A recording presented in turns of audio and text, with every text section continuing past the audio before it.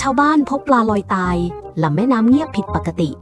หมวดปลั๊กรับแจ้งรีบมาที่ท่าเรือทันทีคนแก่ชี้ทางบอกว่าเห็นเรือแปลกแล่นผ่านร่องน้ำชัดเจนพาไปสู่ทางต้นน้ำแคมป์ปริศนาเข้าของรกกระจายดูมีพิรุษไล่ล่ากลางน้ำเรือแล่นฉิวฝุ่นน้ำฟุ้งปะทะชิงเรือจับกุมผู้ต้องหาไว้ได้1 คนของกลางถูกยึดปลาเสียหายหลายตัวน่าสลดใจหมวดปลั๊กทำบันทึกแจ้งเตือนห้ามทำผิดอีกชุมชนร่วมมือฟื้นคืนสายน้ำให้มีชีวิต